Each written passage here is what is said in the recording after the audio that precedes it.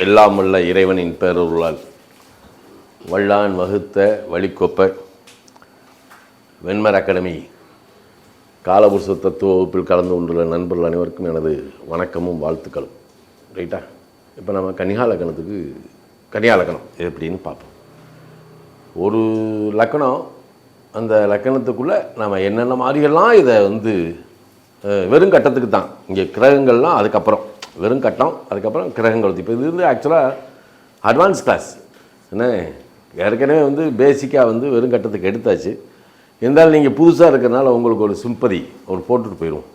Okay, அதுக்கப்புறம் time table பிரகாரம் அதை எப்படி கேப்சர் பண்ணணும், எப்படி பலன் எடுக்கணும், எப்படி பலன் கொடுக்கும் அப்படின்றத பற்றி இது எப்படின்னா ஒரு தீர்க்கமான ஒரு பதிவு. நீங்கள் ஹேசியத்தில் கூட நம்ம ஹேசியம்லாம் பண்ணக்கூடாது. ராசி மண்டலத்தில் போய்கிட்டு இது இப்படி இருக்குமோ இது இப்படி இருக்குமோ அப்படிலாம் நம்ம ஹேசியத்துக்கு இங்கே வேலையே கிடையாது. நிர்ணயிக்கப்பட்டதை மட்டும்தான் நம்ம எடுக்கிறோம். ஒவ்வொருத்தருக்கும் இறைவனுக்கு நிர்ணயிக்கப்பட்ட இதை நம்ம பலனாக எடுக்கிறோம். அதில் ஒரு சில இடத்துல சாதகங்கள் இருக்கும், ஒரு சில இடத்துல பாதகங்கள் இருக்கும். ஆனாலும் கர்மவினைப்படி தான் நடக்குது. ஆனால் ஜென்ரலாக இயற்கை நமக்கு என்ன தருது அப்படின்றத நம்ம புரிஞ்சுக்கிட்டோம்னா பலன் சொல்கிறதுக்கு கொஞ்சம் ஈஸியாக இருக்கும். ராசி மண்டலம் அப்படின்ற சப்ஜெக்டை தெரிஞ்சுக்கிட்டிங்கன்னா நீங்கள் பலன் எடுக்கிறது ரொம்ப ஈஸியாக இருக்கும். ராசி மண்டலம் தான் நமக்கு ரொம்ப முக்கியம். அது இப்போ சரராசினா என்ன செய்யணும், ஸ்திரராசி, உபயராசி, அது நெருப்பு, நிலம், காற்று, ஜலம்னு பிரிச்சிருக்கலாம். சரி, இதெல்லாம் நம்ம ஃபண்டமெண்டலாக தெரிஞ்சுக்கணும். ஒவ்வொரு ராசிக்கும் ஒரு குணம் இருக்குது. ஒவ்வொரு ராசிக்கும் ஒரு குணம் இருக்குது. இப்போ மிதுனம்னு எடுத்துக்கிடுவோம்.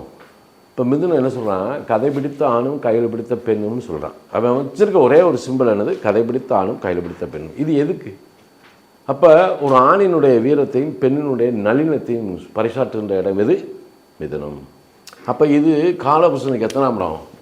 3ஆம் இடம். சரியா? அப்போ இந்த 3ஆம் இடத்துல என்ன சொல்கிறான், அதை நம்ம பலன் எடுக்கும்போது என்ன சொல்லுவோம், அதை சகோதர ஸ்தானம்னு சொல்கிறோம். ஃபஸ்ட்டு அது சொல்ல சகோதர ஸ்தானம். ஆனால் அதுக்குள்ளே என்ன இருக்குது, நம்ம மனிதனுடைய எண்ணம் அங்கே தான் இருக்குது. எழுத்து, ஆற்றல், பேராற்றல், சக்தி, வீரியம், இது இயற்கையாக இயங்கிக்கிட்டே இருக்குது. அவன் ஜாதகத்துக்கு 3ஆம் இடம் அப்படி தான் இயங்கும். வீரியம் அதுக்குள்ளே தான் இருக்குது. இப்போ காலபுருஷனுக்கு 3ஆம் இடத்துக்குள்ளே போய் வீரியம்னு ஒன்று வச்சுருக்கான். அப்போ வீரியம்ன்றது எந்த இடம் அப்படின்னா 3ஆம் இடம். அப்போ ஆணினுடைய வீரியமும் பெண்ணினுடைய நளினமும் அங்கே தான் இருக்குது. பட் இவங்க எந்த இடத்துல ஒன்று செய்கிறாங்க? அப்போ இவங்க ஒன்று சேர்ந்தால் தானே வீரியத்தை காட்ட முடியும்.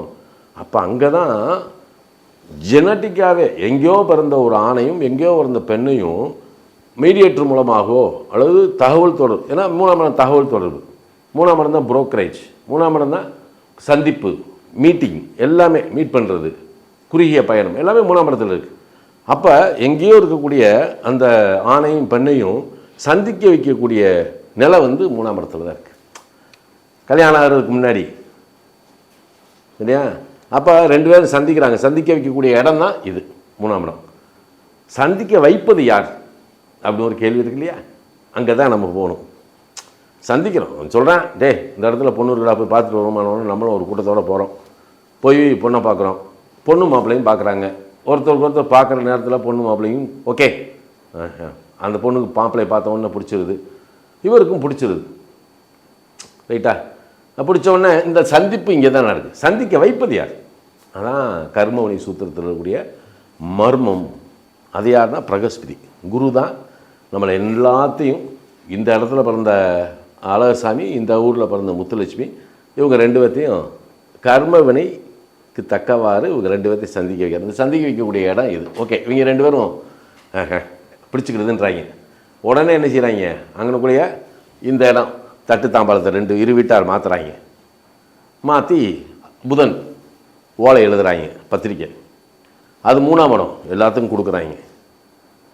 அப்போ 3க்கு 3ஆம் இடம், அப்படியே 3க்கு 3ஆம் இடம் 5ஆம் இடம். இது வைபவம்.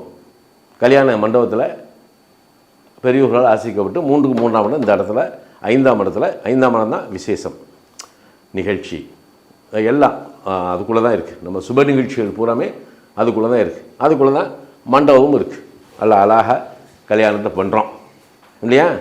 அப்போ காலபுருஷ தத்துவ அடிப்படையில் தான் எல்லாமே நடக்குது. நம்ம வந்து இதை போய் கிட்டுலாம் தோறப்படாது. ரைட்? அப்போ இதை கதைப்படி அந்த 3ஆம் இடத்தினுடைய தத்துவம். அப்போ 3ஆம் இடம் என்பது என்ன?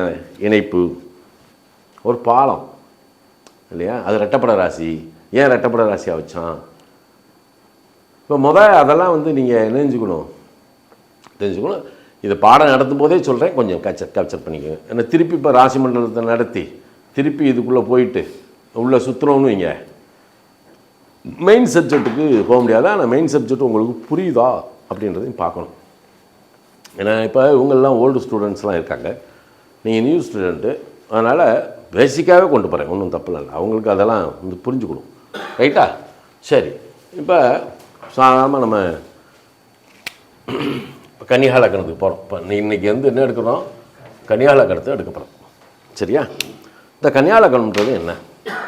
லக்னம் லக்னம் அப்படின்னா அந்த இடம் உடலையும் உயிரையும் இணைத்த இடம்னு அர்த்தம். உடலையும் உயிரும், சூரியனும் சந்திரனும். இதில் பாருங்கள், அதுக்குள்ளே எப்படியெல்லாம் உள்ளே கொண்டு போகிறான் அப்படின்னா, லக்னம் என்பது உடலும் உயிரும் இணைந்தது. லக்னத்துக்கு 8ஆம் இடம் என்பது உடலையும் உயிரையும் பிரிப்பது. ரைட்டா? அப்போ இந்த உடலும் உயிரும், அப்போ உடல் யார்? உடலுக்கு காரகன் யார்? சந்திரன். உயிருக்கு காரகன் யார்? சூரியன். அப்போ சூரியனும் சந்திரனும் இணைந்த புள்ளி தான் லக்னம்.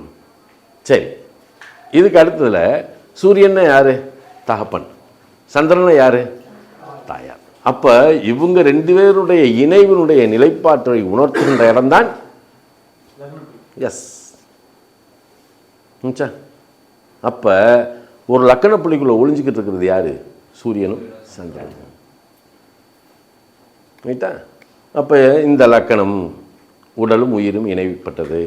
அப்போ இந்த லக்கணத்துக்குள்ளே என்ன சொல்கிறான்? அதில் இவனுடைய தகுதி பூரா நிர்ணயிச்சிருது.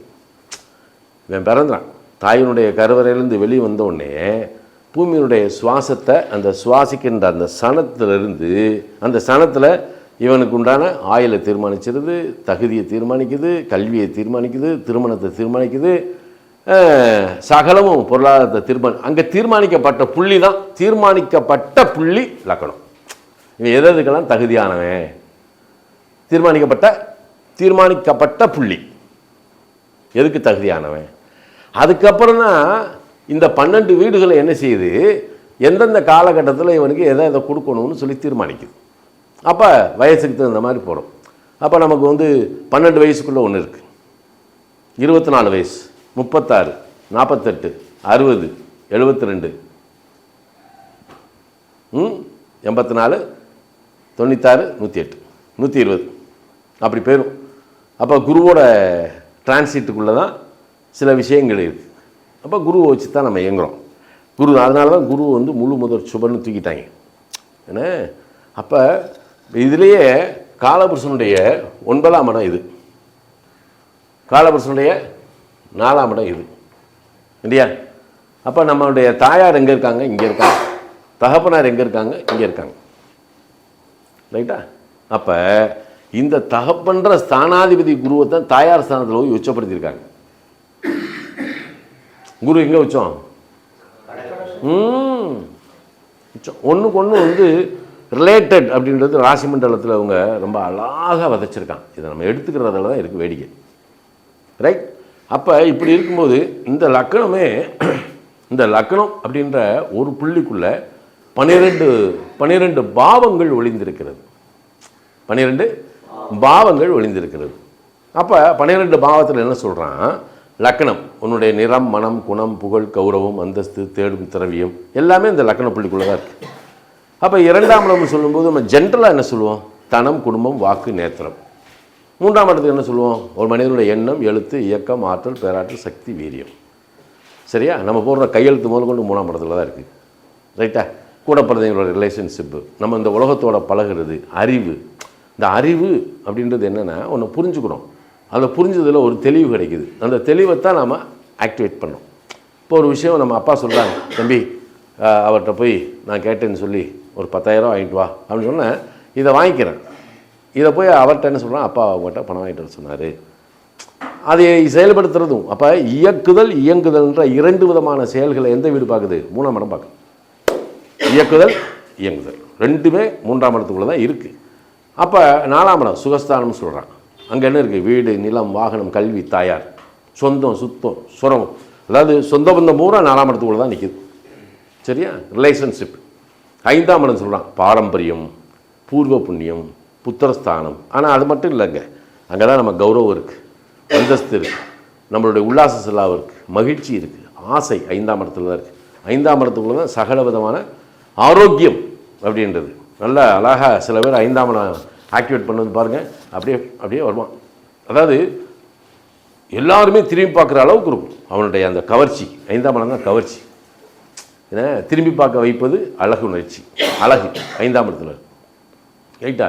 6ஆம் இடத்துலன்னு சொல்கிறான் நோய், கடன், வழக்கு, உழைப்பு. 4 இருக்குது. உழைப்பு அங்கே தான் இருக்குது, கடன் அங்கே தான் இருக்குது, வழக்கு அங்கே தான் இருக்குது. சரியா? அப்போ 7ஆம் இடம் நம்ம வாழ்க்கை துணை. நம்மளோட யார் வாழ்க்கை துணைன்றது என்னது? 7ஆம் இடம் என்பது எப்போதும் நம்மோடு இருந்து வாழ்க்கையோடு துணையாக இருப்பது மனைவி அல்லது கணவன்.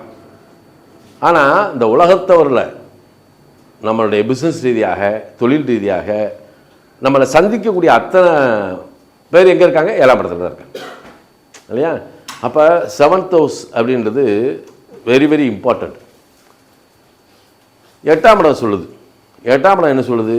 அது ஆயுளை நிர்ணயிக்குது. நம்மளுடைய ஆயுள் ஸ்தானம். ஒரு ஸ்ப்ரே எடுத்துருவாங்க, போட்டுவிட்டோம். எனக்கு கொஞ்சம் ஸ்ப்ரே அடிச்சு விட்டோம். ரூம் ஸ்ப்ரே இருக்குல்ல என்ன? அப்போ இந்த 8ஆம் இடம் என்பது என்ன செய்யுது? நம்மளுடைய ஆயுள் அப்படின்றத தீர்மானிக்குது. இவன் எவ்வளோ காலம் வாழ்வான்? ரைட்டு. ஒன்று ஒன்று 2 பேர்த்துக்கு இருமல் வந்துச்சு. அதான் கோல்டா? உங்களுக்கு கோல்டு. ஓகே. ஏன் அப்படி உண்டு விட? இங்கே வேர்க்குது எனக்கு. அப்படியே வேர்த்து கொட்டுது இந்த இடத்துல. நீங்கள் எனக்கு இங்கே வரல, ஏசியே வரல.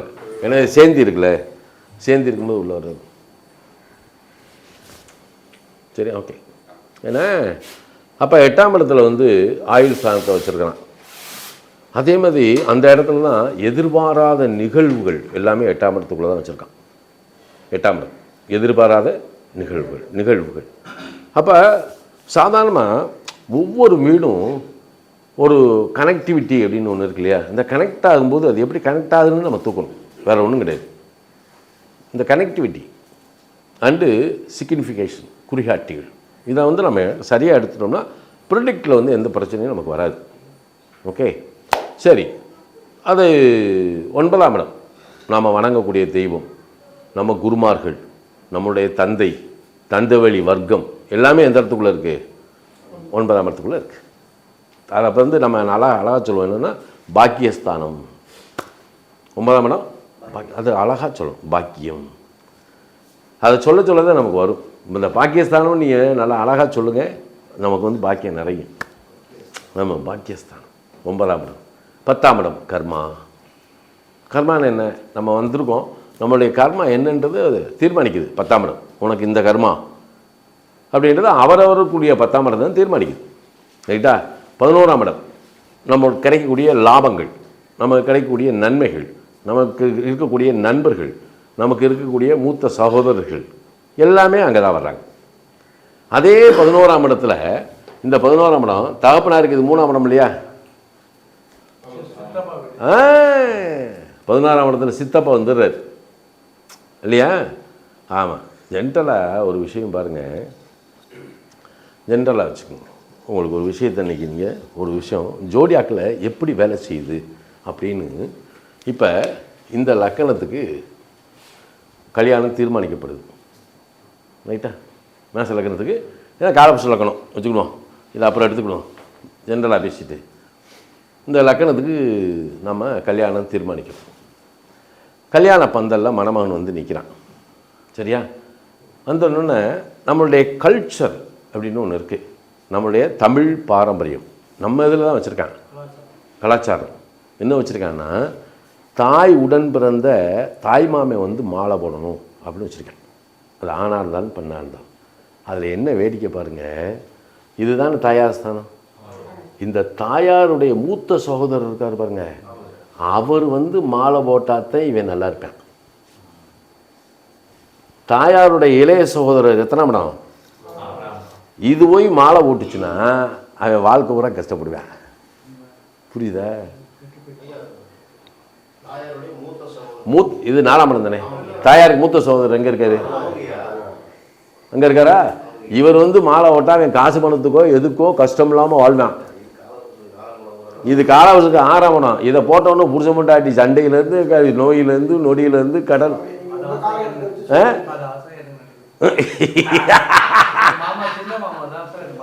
போட்டார். பொண்டாட்டி பிள்ளைக்கோ சண்டை காலி லைஃபே நல்லா இருக்கு.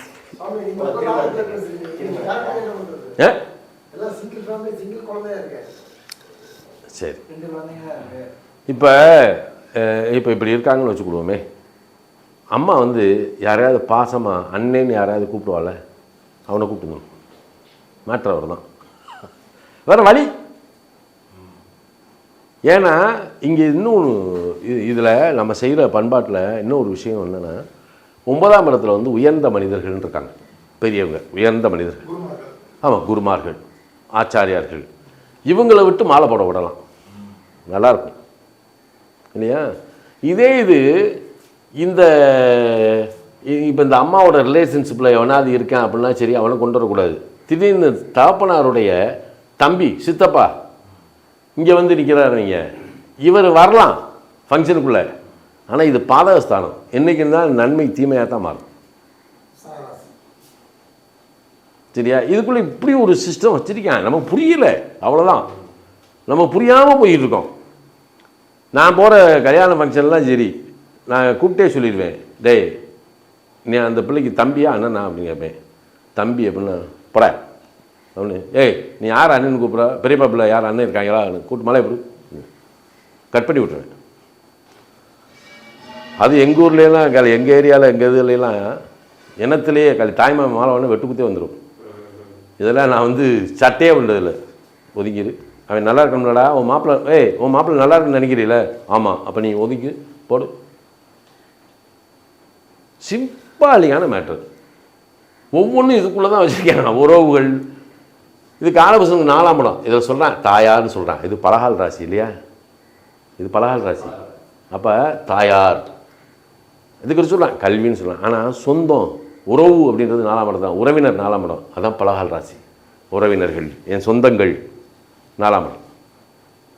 அவன் தீர்க்கதரிசி தீர்மானம் பண்ணிட்டு போயிட்டான். நம்ம முட்டாதாமல் இயங்கிக்கிட்டு இருக்கோம், அவ்வளோதான். அப்போ ஒவ்வொரு விஷயத்துலேயும் இது என்ன வேலை செய்யுது. சில வீட்டில் பாருங்கள்,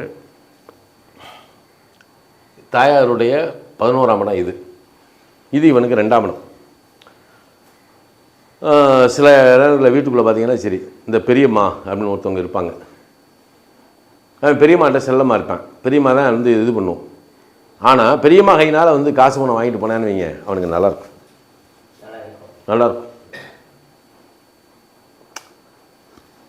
அவன் ஜென்ரல் என்ன வச்சுருக்கான், இந்த 4 சந்திரனை தான் 4க்கு 11ஆம் இடத்துல தான் உச்சப்படுத்தியிருக்கான் சந்திரனை இல்லையா? சந்திரன் எங்கே உச்சம்? ஆமாம், கேட்டதெல்லாம் கொடுப்பவள் யார்? தாயார் இல்லையா?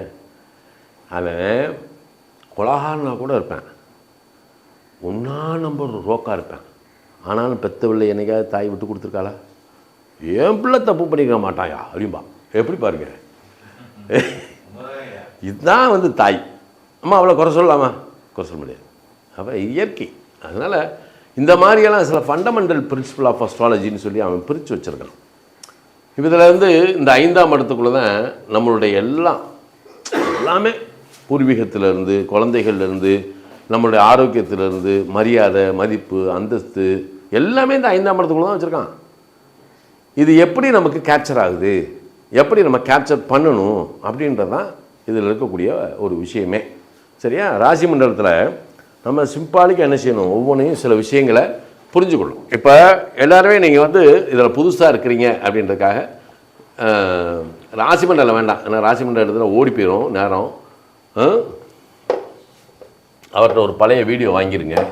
ராசி மண்டலத்தை மட்டும் எடுத்த வீடியோ ஷார்ட்டாக இருக்கும், அதை வாங்கிக்கோங்க, அது உங்களுக்கு யூஸ்ஃபுல்லாக இருக்கும். ஓகே, சரி. இப்போ ஜென்ரலாக வந்து உங்கள் பேர் என்ன பேர்? உங்கள் பேர்? நீங்கள் டீச்சரா? சரி, ஓகே. சரி, இப்போ இது கன்னியா லக்னம், சரியா? இப்போ நான் கேட்குறதுக்கு கரெக்டாக டபால்னு பதில் சொல்லணும். யோசனை பண்ணால் தண்ணி பாட்டில் வந்துடும்.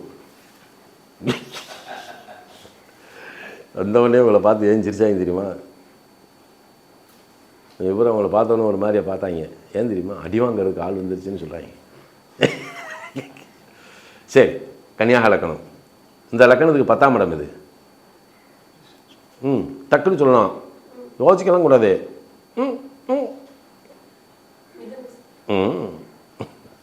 சரி, அது என்ன ராசி? Very good. சரி, தன்மை என்ன தன்மை? வெரி குட், அவ்வளோதான். சரியா?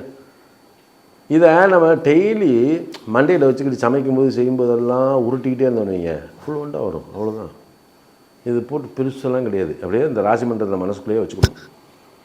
நட்சத்திரம் அப்படியே மனசில் ஓடிக்கிட்டே இருக்கணும். இங்கே கடுந்தம்பு போடணும், கொத்தமல்லியை போடணும், கருவேப்பிலையை போடணும் அப்படின்னு தாளிச்சுக்கிட்டே, தாளிக்கிறான 2ஆம் இடம் அப்படின்றத நினச்சிக்கிட்டே சரி அந்த ராசி அப்படி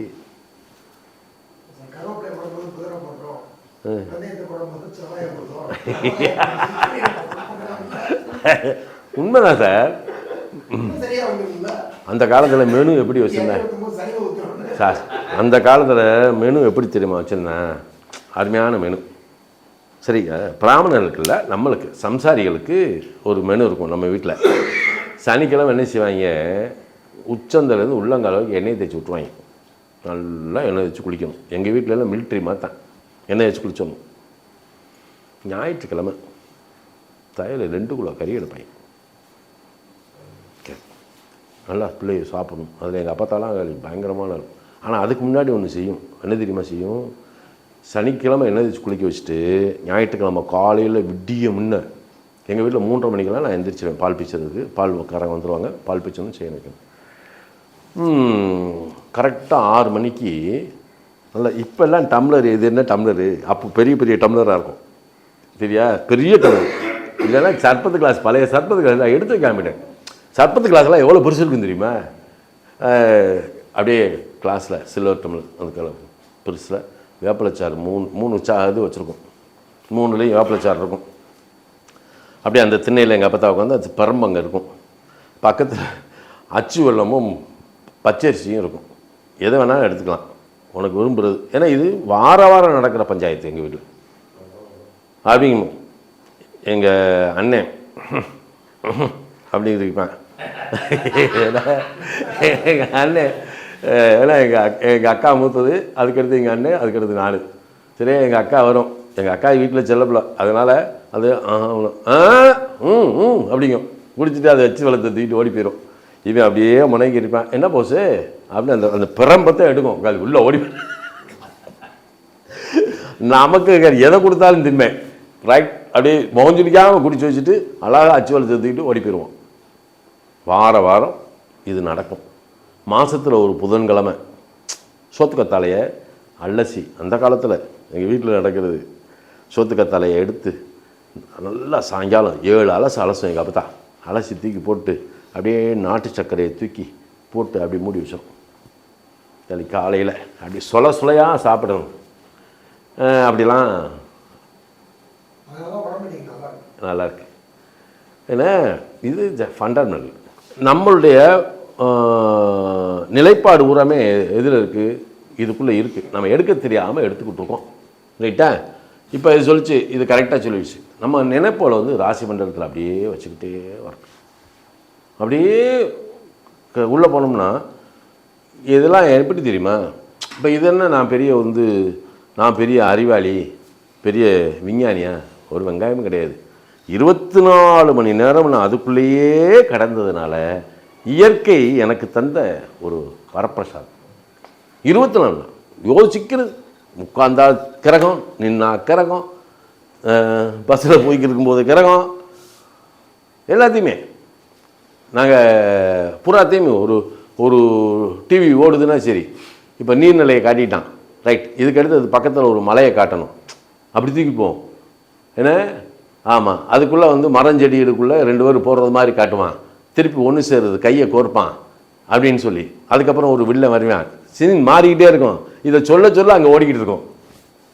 இப்படிலாம் வந்து நம்ம ஆய்வினுடைய தன்மையை வளர்த்துக்கிடணும். இதெல்லாம் பெரிய எல்லாருமே பெரிய இதில் ப்ராக்டிக்கல். எந்தெந்த நூலில் என்னென்ன கொடுத்துருக்காங்க, அதை எப்படி ஃபைனல் பண்ணாங்க, அதனுடைய டெசிஷன் எப்படி இருந்துச்சு, அதனுடைய ஆணித்தரமான வாதம் எது அப்படின்னு ஜாதாளங்காலத்தில் கீரனூர் நடராஜன் அழகாக பண்ணியிருப்பார். உண்மையிலே அவருக்கெல்லாம் மிகப்பெரிய ஒரு நன்றி சொல்லுவோம் கீரனூர் நடராஜன்.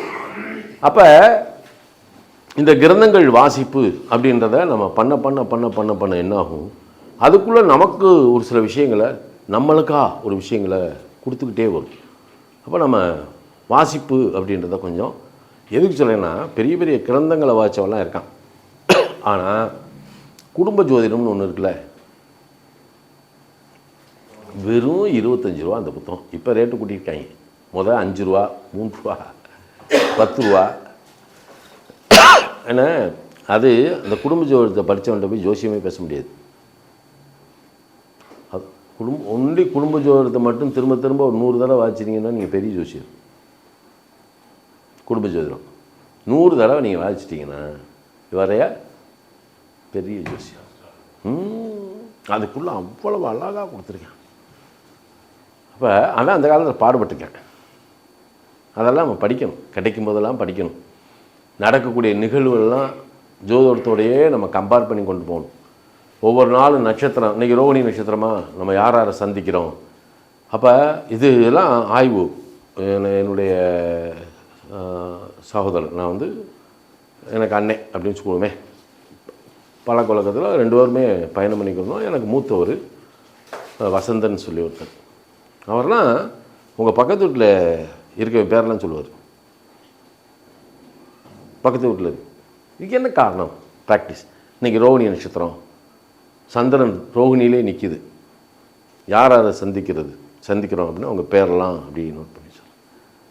ஒவ்வொரு நட்சத்திரமும் ஒவ்வொரு கிரகமும் நிற்கக்கூடிய நிலையிலேருந்து வரக்கூடிய அந்த பேர்கள் எல்லாம் எடுத்து அப்படியே அழகாக எவ்வளோ நாள் ஆய்வு.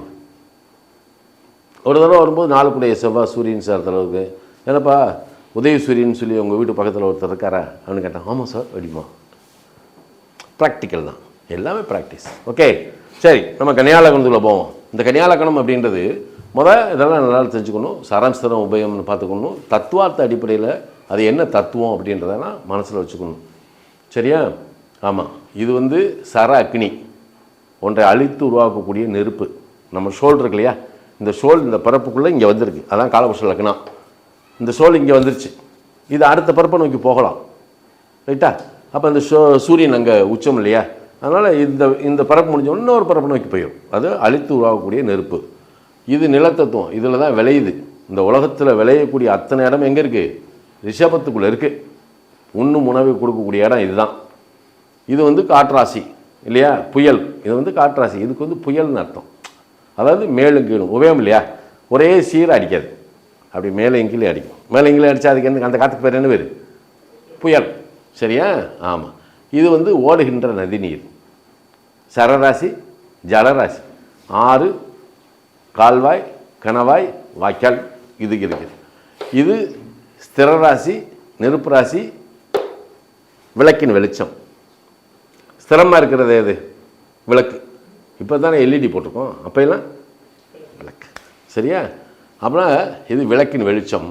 மலை சார்ந்த இடமும், ரைட்டா? இப்போ மலை சார்ந்தது, மலை மேலே வந்து தீபம் ஏற்றுறோம், எந்த இடத்துல ஏற்றுறோம்? எஸ், அதான் இந்த இடம். ஓகே, இது வந்து அதாவது விளக்கேந்திய பெண், ஒரு ஓடத்தில் விளக்கேந்திய பெண்ணு கொடுத்துருக்கான். இது வந்து நிலத்தத்துவம், இது மக்கள் வாழுகின்ற இடம். ஆனால் கலங்கரை விளக்கம் இருக்கு இல்லையா, திக்கு தெரியாத வழிகாட்டுறது, அதுதான் இந்த இடம். இது வந்து துலாக்கோள், ஜடராசி, சரராசி, காற்றாசி, அப்படி கொண்டு போகணும். அப்போ ஜடராசி அப்படின்னா ஜடம் சரம்.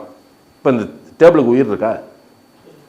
இது ஜடம் தானே, ஆனால் இது எங்கே வேணாலும் தூக்கி வைக்கலாம்ல, அவ்வளோதான்.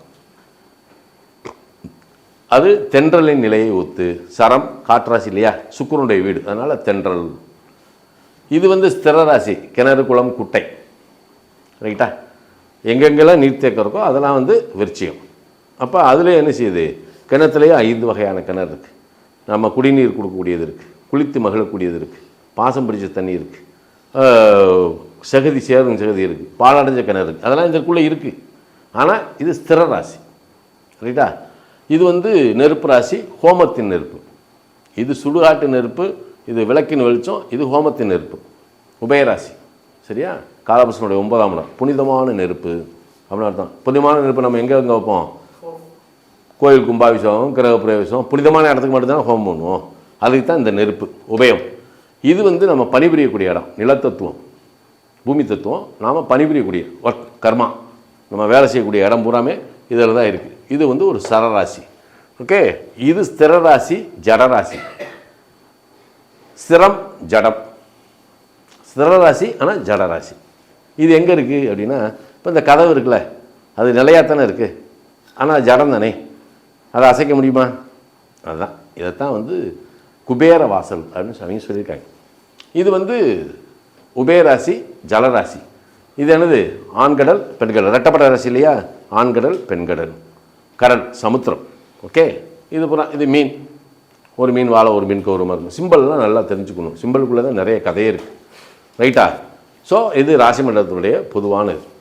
இப்போ நம்ம இந்த கன்னியா லக்னத்துக்கு இன்னைக்கு கன்னியா லக்னத்தை பற்றி தான் பேச போகிறோம். ஓகேயா. இந்த கன்னியா லக்னம்னா என்ன, கன்னியா லக்னத்துடைய நிலைப்பாடு, காலபுருஷனுக்கு இது எத்தனாம் வீடு, 6ஆம் வீடு. இதுதான் இவங்க லக்கணமாயிருக்கு, 1-6, ரைட்டா. இப்போ நல்லா புரிஞ்சுக்குங்க, ஒரே ஒரு லக்கணத்தை 12 பாவமாக பிரிக்க போகிறோம். சரியா. இப்போ நம்ம இதை சொல்லுவோம், கன்னியா லக்னம், இது 2ஆம் இடம், இது 3ஆம் இடம், இது 4ஆம் இடம் தானே போவோம், ரைட்டா. இதுலேயும் நம்ம உள்ளே போகணும். இதுக்கு மேலே இதுக்கு ஒரு டைம் டேபிள் இருக்குது, அது தரேன். இப்போ இந்த வீடு இருக்கு இல்லையா, ஒரு வீடை நம்ம என்ன செய்கிறோம், 12ஆக பிரிக்கிறோம். எல்லா லக்கணத்துக்குள்ளும் 12 விதமான தன்மைகள் இருக்கின்றன. அப்போ இந்த வீட்டை மட்டும் நம்ம இப்போ என்ன செய்ய போகிறோம், இப்போ கன்னியா லக்னம் அப்படின்னு எடுத்துக்கிட்டோம் அப்படின்னா இது காலபுருஷனுக்கு 6ஆம் இடம். ஓகே. 1-6. இப்போ நெருப்பு ராசியாக இருந்தால் அது நோய், நிலத்தத்துவமாக இருந்தால் உழைப்பு, காட்டு தத்துவமாக இருந்தால் வழக்கு, ஜலத்தத்துவமாக இருந்தால் கடன். இப்போ இது என்ன தத்துவம் அப்படின்னா என்ன சொல்லணும், உழைப்பு, ஹார்ட் ஒர்க்கர். 1-6 கன்னியா லக்னத்தில் பிறந்த புறாமே த சின்சியர் ஒர்க்கர், கடின உழைப்பாளிகள். அப்போ உனக்கு உழைப்பு. இதில் என்ன ஒரு மிஸ்டேக்ஸு என்ன, இதில் வந்து சாதகம் என்ன பாதகம் என்ன பார்க்கணும்ல, ஒன்றுக்கு ஒன்று சாதகம் பாதகம் பார்க்கணும். ஒரு லைட் எரியணும்னா ஃபேஸ் அண்ட் நீட்டு போனால் தான் அது லைட் எரியும் இல்லையா. அப்போ சாதகம் பாதகம் இல்லாத வாழ்க்கை எதுவுமே கிடையாது. எல்லாருமே நிறைவாக வாழ்ந்துட்டாங்களா, இல்லை. ஆனால் எச்சரிக்கை அப்படின்னு ஒரு இது வேணும். இவன் என்ன செய்வான், இந்த உழைக்கும் போது ஹார்ட் ஒர்க்கர், சின்சியர் ஒர்க்கர், வேலை பார்க்கும்போது அவனுடைய கவனங்கள், கடின உழைப்பாளி, அந்த உழைப்புன்ற நேரத்தில் உடம்பை பற்றி கவனிக்கவே மாட்டான். அது எப்போ வந்து அவனுக்கு அஃபெக்ட் ஆகும் அப்படின்னா, அவனுடைய உடல் சோர்வடையும் போது அல்லது பழுதடையும் போது. 1-6னா அதுவே தான் நோய். 1-6 நோய். அப்போ உன்னுடைய உழைப்பினுடைய உச்சம் எங்கே வருது, நோய்வாய்ப்படக்கூடிய தன்மை. சரியா. ஒவ்வொன்றுக்கும் ஒரு பாசிட்டிவ் ஒரு நெகட்டிவ் இருக்கும். அப்போ இவன் நல்ல உழைப்பாளி, தன்னுடைய உடலை கருதாதனால் உடல்நிலை பாதிக்கப்படுவான். இது நாம் கொடுக்கக்கூடிய எச்சரிக்கை. நீ நல்ல உழைப்பாளி தான்ப்பா, ஆரம்பத்துலேருந்தே உடம்பை பார்த்துக்கோ, பின்னாடி உனக்கு சிக்கல் இருக்குது. நம்ம சொல்கிறோம் கிளாஸில் வர்றவெல்லாம் கேட்பேன், என்ன பெத்த பிள்ளை கேட்காது, அவர் சும்மாவே இருக்க மாட்டாராம்மா. என்ன அதே இது. இப்போ இந்த வீடு 2ஆம் வீடாக மாறுகிறது. லக்கணமே என்ன செய்யுது, இந்த கன்னியா லக்னம், இதுவே இந்த வீடு 2ஆம் வீடாக மாறுகிறது. இந்த வீட்டுக்குள்ளே 2ஆம் இடம். 2ஆம் இடம் எப்படி ஆப்ரேட் பண்ணும், 2-6 உழைப்பின் மூலம் வரக்கூடிய பொருளாதாரம். 6 செகண்ட் 6, அதாவது தனஸ்தானமும் 6ஆம் இடமும் இணையும் போது உழைப்பால் வரக்கூடிய பொருளாதாரம். ரைட்டா? சரி, பொருளாதாரம் எப்படி வருது? 6னா 6th house is a service. வேலை, அதாவது வேலையில் இருந்தால் ஓன் பிஸ்னஸ்குள்ளே போல வேலை தான். அப்போ வேலை பார்க்கறது மூலமாக வரக்கூடிய வருமானம். சரி,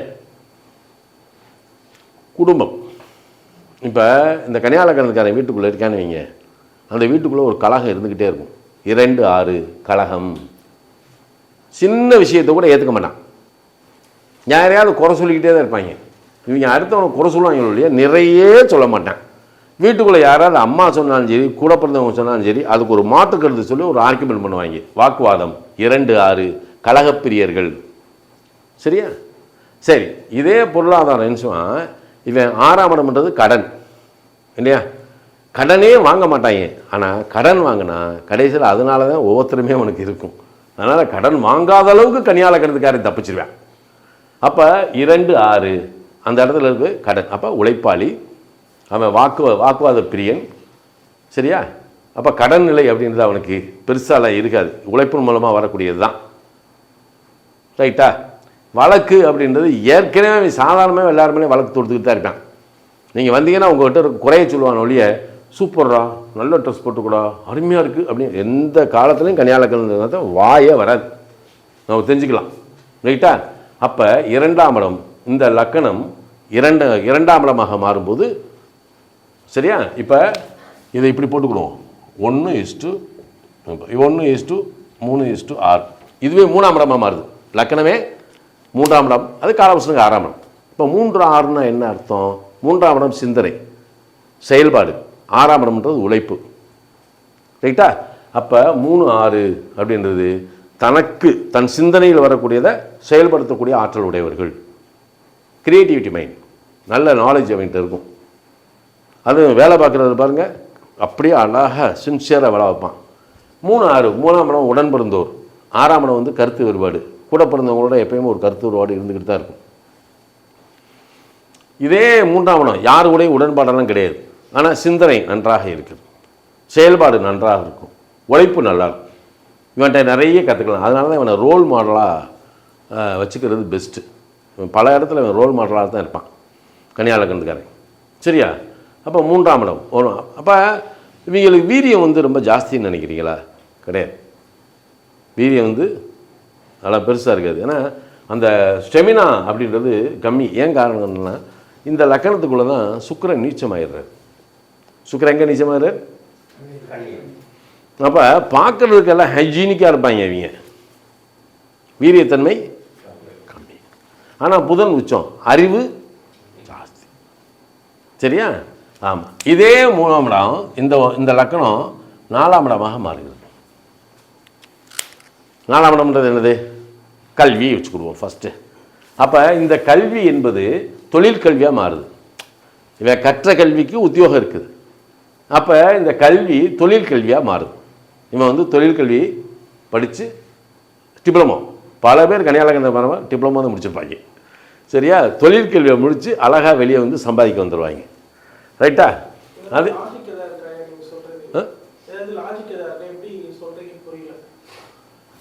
4ஆம் இடம்ன்றது கல்வி. காரகம் என்னது? 4ஆம் பாவ காரகம். 4ஆம் இடத்துல என்ன இருக்குது? அதைத்தான், அவ்வளோதான். அதை நீங்கள் 6ஆம் இடத்துல நீங்கள் இந்த லக்கணத்தை 12 பாவமாக பிரிக்கிறோம். ஆமாம், 6ஆம் இடம்ன்றது உத்தியோகம். இந்த கல்வின்றது இது 6ஆம் இடம் தானே, காலபுருஷனுக்கு 6ஆம் இடம் தானே. அப்போ அங்கே வந்து மற்ற கல்வி இல்லை, தொழிற்கல்வி அப்படின்றது மெக்கானிசம் சம்மந்தப்பட்டது இருக்கு இல்லையா, அதுக்குள்ளே தான் வர்றேன். எப்படி? அப்படி இல்லை. இவர் இங்கே போயிட்டாரு. இந்த லக்கணமே 4ஆம் இடமா? ஒரு லக்கணம் அதான் டக்குன்னு இங்கே எங்கேயோ போயிருக்கீங்க.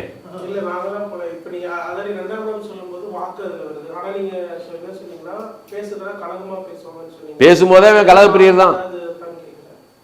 6ஆம் இடம்ன்றது கருத்து வேறுபாடு தம்பி.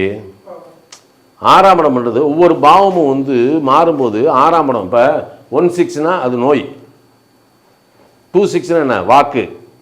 6ஆம் இடம் கருத்து வேறுபாடு கலகம். 3ஆம் இடம் ஆற்றல். 6ஆம் இடம் செயல்பாடு திறமையான செயல்திறன் உடையவர்கள். 4ஆம் இடம் கல்வி, அந்த 6ஆம் இடம் தொழிற்கல்வி உத்தியோக கல்வி. அப்போ மெக்கானிக்கல் சம்மந்தப்பட்டது அந்த ரீதியில் போயிடுவான். ஒரு லக்கணம் தான் 12ஆக பிரிக்கணும். நல்லா புரிஞ்சுக்குங்க. காலபுருஷ தத்துவத்தில் இங்கே கிரகங்கள்லாம் நமக்கு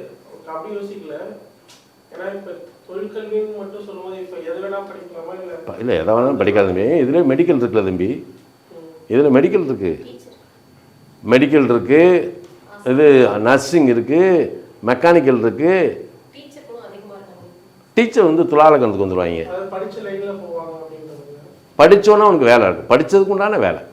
கல்வினா 4ஆம் இடம். இவன் என்ன கல்வி இருக்கானோ அதுக்கு உண்டான உத்தியோகம் கிடச்சிடும், வேலை கிடச்சிடும். 6ஆம் இடம் வேலை. 6ஆம் இடத்துல இருக்கக்கூடிய காரகத்தை பூரா எடுங்க, அதை இணைங்க. இந்த வீட்டுக்குள்ளே இருக்கக்கூடிய ஒரு லக்கணத்துக்குரிய திறமை என்ன, இவனுக்கு எது தகுதியாக இருக்குது, இவன் எதில் எலிஜிபிள், புரியுதா? அப்போ இதுக்குள்ளே போகணும். இதே இது 4ஆம் இடம் வந்து தாயார், 4ஆம் இடம் வந்து வண்டின்னு வச்சுக்கோங்க, 6ஆம் இடம்ன்றது கடன். அப்போ இவன் கடன் வாங்கி வண்டி வாங்குவான், கடன் வாங்கி ஒரு வீடு கட்டுவான். ஆனால் அதே நேரத்தில் 6ஆம் இடம் நோய், 4ஆம் இடம் தாயார். இவன் கடன் வாங்கி ஒரு வீடு கட்டிக்கிருப்பான், இவன் தாயார் நோய்வாய்ப்படுவாங்க. புரியலையா? புரியுதா? இப்போ ஒரு வீடு எப்படி மாறுது, இது கொஞ்சம் புரியுது, கொஞ்சம் லேட்டாகும். இந்த இதை நீங்கள் திரும்ப திரும்ப போட்டால் தான் உங்களுக்கு படக்குன்னு வந்தோன்னு புரியாது. சரியா? இந்த வீடு லக்கணம் 12 பாவமாக பிரிக்கணும். அதுக்குள்ளே இருக்கக்கூடிய 12 பாவ தன்மைகள் என்ன, 12 குணாதிசயங்கள் என்ன, 12 பாவத்தினுடைய கேரக்டர் இதை எப்படி ஏற்றுக்கிடுது, அப்போ தான் நீங்கள் வெளியே வர முடியும். இப்போ 2ஆம் இடம் இது 6ஆம் இடமா இருக்கு இல்லையா, நீ உழைப்பின் மூலம் சம்பாதிக்கிறதுக்கு தகுதியாக இருக்குது. நீ எப்போ சம்பாதிப்ப, எப்படி சம்பாதிப்பன்றது 2ஆம் இடம் தீர்மானிக்கும். அப்போ உனக்கு தகுதி இருக்கா சம்பாதிக்கிறதுக்கு, புரியுதா? அப்போ நீ இது நீ உத்தியோகத்தின் மூலம் சம்பாதிக்கிறது தகுதி இருக்குடா. இந்த 2ஆம் இடம் அவனுக்கு லக்கணத்துக்கு 2ஆம் இடம் இருக்கு இல்லையா, எப்போ சம்பாதிப்ப, எப்படி சம்பாதிப்ப, இது இங்கே சொல். ரைட்டா? அப்படியே மாற்றும். இதெல்லாம் இது பண்ணும்போது உங்களுக்கு லாஸ்ட்லலாம் கொஞ்சம் புரியும். ரைட்டா? அப்படியே பிக்கப்படுங்க. சரியா? இப்போ இதே 4ஆம் இடம் தொழிற்கல்வி உத்தியோக கல்வின்னு எடுத்துக்கிறோம், உத்தியோக கல்வி. ரைட்டா? இதே 4ஆம் இடம் கடன் வாங்கி ஒரு 6ஆம் இடம் கடன், கடன் வாங்கி இவன் ஒரு வண்டி வாங்குறது தகுதி இருக்குது, தகுதியை வச்சுக்கிடுவோம். கடன் வாங்கி ஒரு வீடு கட்டுறதுக்கு உண்டான தகுதி இருக்கு. 4ஆம் இடம் கல்வி தானே, அவனுக்கு போடலாமே, எஜுகேஷன் லோன் போடலாம்ல. அதுக்கப்புறம் போவோம். சரியா? இப்போ இதே 4ஆம் இடம் கடன் வாங்கினான், 6ஆம் இடம் கடன், 4ஆம் இடம் வீடு கட்டிக்கு இருக்கும்போது இந்த 4ஆம் இடம்ன்ற ஒன்று தாயார் இருக்குல்ல, அவங்க நோய் வாய்ப்படுவாங்க. இது யாரை பாதிக்கும்? ஒரு நெகட்டிவ் ஒன்று இருக்குல்ல. சரியா? இப்போ இதே 3ஆம் இடம் வேண்ட திறமையெல்லாம் நல்லா இருக்குது, எதை கொடுத்தாலும் நல்லா செய்வான். 6ஆம் இடம் மாறுபட்ட கருத்துன்னு அர்த்தம். அப்போ அடுத்தவங்க கருத்தை ஏற்றுக்கிறதே கிடையாது. கூட பிறந்தவங்களோடையும் இதில் நெகட்டிவ் என்னென்னா கூட பிறந்தவங்களோடையும் ஒத்து போக மாட்டான். 3ஆம் இடம் சகோதரம், 6ஆம் இடம் கலகம். இது திறமை வந்து பாசிட்டிவ். அவன் இயல்பு நிலை யாரோட ஒத்து போக மாட்டான், உடன் பிறந்தவங்களோட ஒத்து போக மாட்டான், இளைய சகோதரன் தான். சரியா? அதே இது 4ஆம் இடம் சொந்தம் வச்சுக்குமே, சொந்தத்தை பூரா 6ஆம் இடம் பகை, 4ஆம் இடம் நம்ம நெய்பர்ஸ் பக்கத்து வீட்டுக்காரங்க. இந்த கல்யாணக்காரன் பாருங்க, பக்கத்து வீட்டுக்காரங்களோட ஒத்தே போக மாட்டேன். இதெல்லாம் வந்து ஜென்ரலாக இதுக்குள்ளேயே இருக்குது, நம்ம இதுக்குள்ளே போகலை இன்னும். ஒரு லக்கணத்தை 12 பாவமாக பிரிக்கும். இப்படி பிரிச்சிங்கன்னா தான் அது தெரியும் உங்களுக்கு, உங்களுக்கு என்ன தகுதி இருக்குதுன்னு பார்த்து தானே உங்களை தீர்மானிக்கணும். அப்போ தகுதி எங்கே இருக்குது? லக்கணத்தில் தானே இருக்குது. அப்போ லக்கணம் தானே அது இப்போ தீர்மானிக்கும். அப்போ லக்கணம் 12 பாவமாக பிரித்தா உங்களுக்கு என்ன தகுதின்னு புரிஞ்சுட்டு போகுது, அதான் மேட்ரு. ரைட்டா? அண்டர்ஸ்டாண்ட்? புரியுதா? இப்போ இதே இது வச்சுக்குவோம்.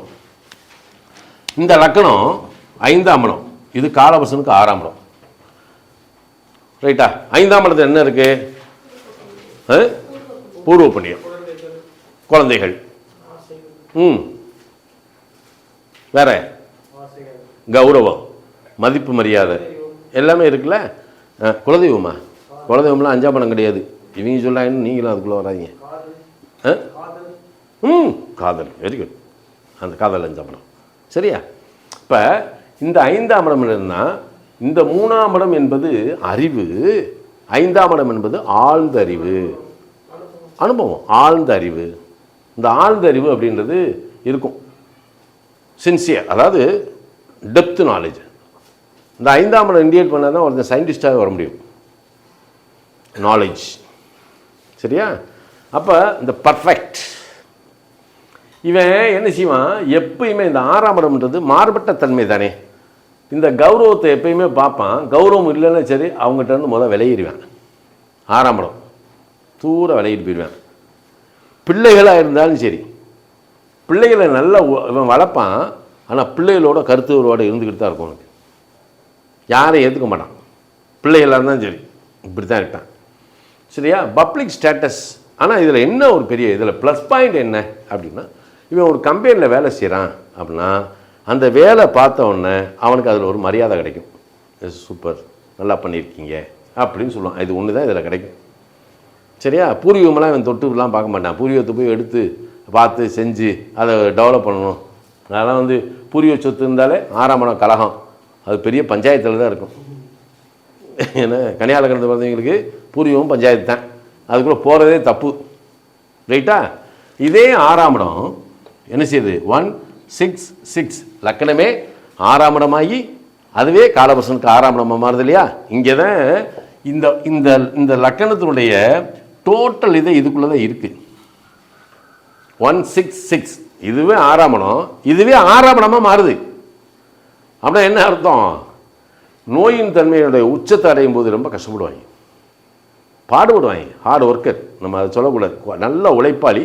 பின்னாடி இந்த 6ஆம் இடமே 6ஆம் இடத்தை தாக்குறதுனால நோயின் உச்சத்தை அது கொண்டு போய் நிப்பாட்டி. நோய்வாய்ப்பட்டால் மருத்துவ செலவு, 6ஆம் இடம் என்னது, மருத்துவ செலவு அள்ளி தட்டிட்டு போயிடும். அப்போ நல்லா உழைச்சி சம்பாதிச்ச காசை கடைசியில் போய் ஆஸ்பத்திரி கொடுக்குற போகிறேன் யார், இதில் தான். இதைத்தான் நம்ம எச்சரிக்கையாக. சரி, இதே இது லக்னம் 7ஆம் இடம் காலபுருஷனுக்கு 6ஆம் இடம். இப்போ கல்யாணம் பண்ணக்கூடிய ஒரு நிலை இருக்கா இவனுக்கு அப்படின்னா, கல்யாணம்லாம் பண்ணுவான். ஆனால் கணவன் மனைவி பிரச்சனை, கல்யாணம் பண்ண நாள்லேருந்து இருக்கிற காலம் வரைக்கும் மனைவியோடு ஒத்து போகக்கூடிய ஒரு நிலை இவனுக்கு கிடையவே கிடையாது. எப்பயும் ஒத்து போக மாட்டேன். 1 6 அதாவது 6th அந்த இதுதான் கான்ட்ரவர்சி இருந்துக்கிட்டே இருக்கும். இது மட்டும் இல்லை, 7ஆம் இடம் உலகத்தவர். நம்ம சந்திக்கக்கூடிய அத்தனை பேர் எங்கே இருக்காங்க, 7ஆம் இடத்துல இருக்காங்க. வர்த்தக ரீதியாக, வியாபார ரீதியாக, தொழில் ரீதியாக எல்லாமே 7ஆம் இடம். அவங்களோட யாரோடையும் இவன் ஒத்து போக மாட்டான். அப்போ இவனுக்கு வேலை பார்க்க தெரியும், மற்றதெல்லாம் தெரியாது. மற்றவ யாராக இருந்தாலும் சரி மாறுபட்ட தன்மைக்கு போவான். அடுத்தவனுடைய ஒரு சிறப்புத்தன்மையை கூட இவன் ஏற்றுக்க மாட்டான். அதில் ஒரு குறை கட்டுக்கிட்டே இருப்பான். அதனால் பல பேர் என்ன செய்வாங்க, இவன்ட்டு விலகி போய்கிட்டே இருப்பான். கன்னியா லக்னத்துக்காரன் யார்ட்டையும் ஒத்து போக முடியாது. ஓகேயா? இது இந்த சூழல். அப்போ -2 -+.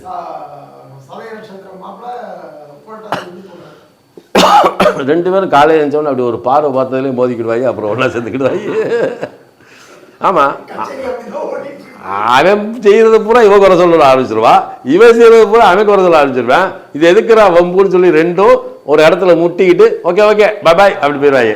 வேறு வழி இல்லை. சரியா? இப்போ இதே லக்கணம் 8ஆம் இடம் காலபுருஷனுக்கு 6ஆம் இடம். 8ஆம் இடம்ன்றது என்னது, விபத்து, ஆயுள். ஆயுள் எடுப்போம். இப்போ இவனுடைய ஆயுள் எதன் மூலமாக ஏதாவது எஸ் நோய்வாய்ப்பட்டு தான் மரணம் அடைவார்கள்னு இதில் எழுதியிருக்கு. சரியா? நோய்வாய்ப்பட்டு மரணம். இதை தவிர்க்க முடியுமா சார் அப்படின்னா, சரி, அதுக்கு ப்ரேயருக்கு தான் போகணும். சரியா? இது நேச்சுரல், இதை எவனுமே மாற்ற முடியாது, அவனுக்கு உள்ளதை மாற்ற முடியாது. சரியா? ஃபண்டமெண்டல். இதே இது 1 9 6. இப்போ 9ஆம் இடம் அப்படின்றது உயர்கல்வி இருக்குது, நீண்ட தூர பயணம் இருக்குது, வெளிநாடு இருக்குது, குருமார்கள், தெய்வம் எல்லாம் இருக்குது. இப்போ உயர்கல்வி உத்தியோகம் இது கொடுத்துரும். உயர்கல்வி படித்ததுக்கு உண்டான உத்தியோகமும் இவனுக்கு உண்டு. பிறந்த இடத்துல இருந்து உயர்கல்வி முடிச்சுட்டு வேட்டிடும். இவன் எந்த இடத்துக்கு வெளியூர் போகிறானோ அந்த இடத்துல இவனுக்கு நல்ல உத்தியோகம் இருக்கும். வெளிநாடு கூட போகலாம், தப்பெல்லாம் கிடையாது. ரைட்டா? அப்போ இந்த இடத்துல தகப்பன் ஸ்தானம், தகப்பனார். அப்போ தகப்பனாரோட இவங்க பெரிய ஒரு கோஆப்ரேட் பண்ணுவாங்களா? பண்ண மாட்டாங்க. தெய்வ சிந்தனையை இவனுக்கு பிடிச்சா வழி விடுவான், இல்லாட்டி தெய்வத்துக்குள்ளே வழிபாட்டுக்கெலாம் வரமாட்டேன். நம்ம சொல்கிற சாமி இந்த இதை கும்பிட்றா அப்படின்னா சரி நீ கும்பிடு அப்படின்ட்டு போயிடுவேன். சரியா? ஆனால் அவனுக்கு ஒரு நம்பிக்கை இருக்கும். அந்த நம்பிக்கைப்படி தான் அவன் செயல்படுவான். சரியா? எல்லாத்தையும் அவன் ஏற்றுக்க மாட்டான். பட்டு உயர்கல்வி உத்தியோகம் உண்டு. இதை நம்ம பாசிட்டிவாக கொண்டு போகணும்னா என்ன அர்த்தம்னா, இவன் இந்த தெய்வ வழிபாட்டை ரொம்ப அழகாக எடுத்துகிட்டு போகிறான்.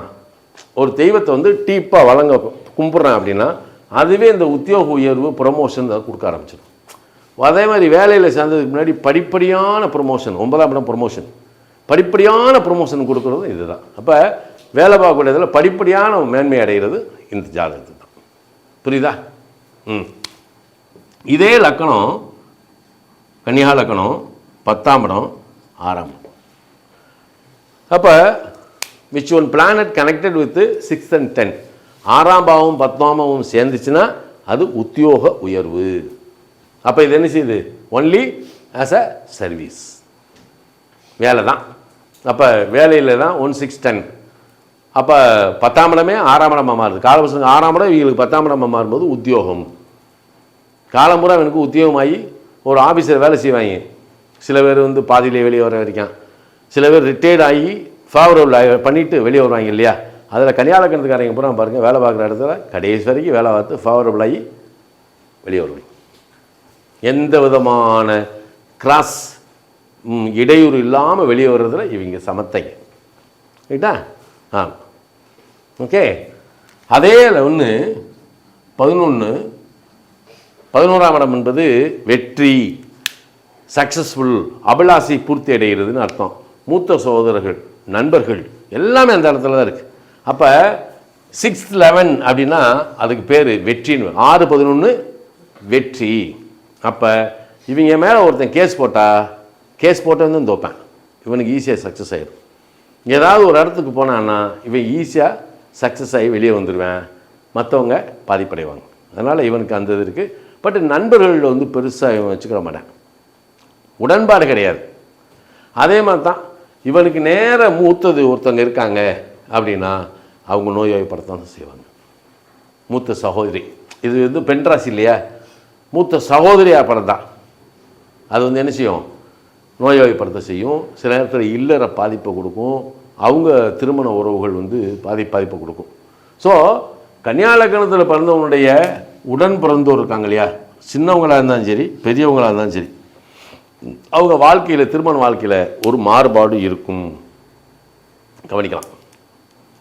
ஒன்று வேறு கேஸ்டில் மேரேஜ் பண்ணலாம், இல்லை சில பிள்ளைகள் லவ் மேரேஜ் பண்ணலாம். ஸோ அவங்க மேரிட் லைஃபு ஒரு ட்ராக்கில் இருக்கும், பார்க்கலாம். சரியா? அதே இதுதான் 1 12 6. இது ரொம்ப நம்ம எடுக்கணும். இந்த இடத்தையும் எடுக்கணும், இந்த இடத்தையும் 1 6 இந்த இருக்கு இல்லையா? இது இது இது இந்த ஆமாம், அது பூராமே இவங்களுக்கு பாதிப்பு. நோயின் தன்மை உச்சம், நோயினால் அழுந்துதல், பெட்ரிட்டன் 6 12 பெட்ரிட்டன். அப்போ கடைசியில் பார்த்தோம்னா இவன் சம்பாதிச்சது வச்சது லொட்டு லொசுக்கு எல்லாத்தையும் 6 12 இழத்தல் அப்படின்ற நிலைக்கு போயிடுவாங்க. எல்லாத்தையுமே இழக்க வேண்டிய காலகட்டம் அவனுக்கு இருக்குது. மற்றபடி பேட் ஹேபிட்டுக்கு இவன் போகவே மாட்டான். ஏன்னா கெட்ட வழக்கம், கெட்ட சாவாசம், இந்த அது இது தண்ணி அடிக்கிற லொட்டு லொசுக்கு இதுக்கு போக மாட்டான். இந்த லக்கணம் போகாது, ஆனால் போகிறதுக்கு வேறு ஒரு வாய்ப்பு இருக்குது. அது என்னன்றதை நம்ம 12 வீட்டுக்குள்ளே போவோம். ஓகே.